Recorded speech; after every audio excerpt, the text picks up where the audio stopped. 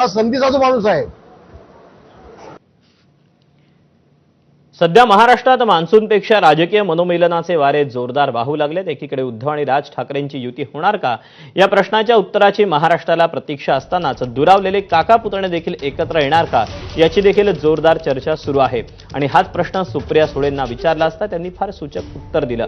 10 तारखेला राष्ट्रवादी काँग्रेसचा वर्धापन दिन आहे। त्या निमित्तानं होणाऱ्या मेळाव्यात कार्यकर्त्यांच्या मनात काय आहे ते जाणून घेतलं जाईल आणि मग पुढचा निर्णय घेतला जाईल अशी प्रतिक्रिया सुप्रिया सुळेंनी दिली।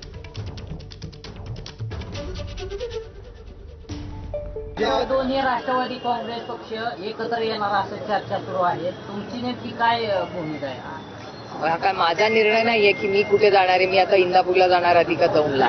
हा पक्षाचा निर्णय आहे आणि कुठल्याही सशक्त लोकशाहीमध्ये आणि त्यातून तुम्हाला पवार साहेबांच्या कामाची पद्धत तुम्ही 6 दशकं म्हणजे तुमच्या सगळ्यांच्या जन्माच्या आधीपासून सगळ्यांनी पाहिलेली आहे की पवार साहेब जो काही निर्णय घेतात किंवा जे काही मार्गदर्शन करतात ते लोकशाही पद्धतीनेच होतं। त्याच्यामुळे जो काही निर्णय पक्षाचा असेल तो त्या शेवटच्या कार्यकर्त्याला कॉन्फिडन्समध्ये घेऊनच त्याच्या मनात जो असेल तोच निर्णय पक्ष घेईल।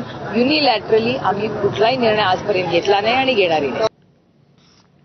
बातमी आहे नारायण राणेंच्या 2 झिलांमधली, म्हणजेच मुलांमध्ये सुरू झालेल्या पॉलिटिकल वॉरची।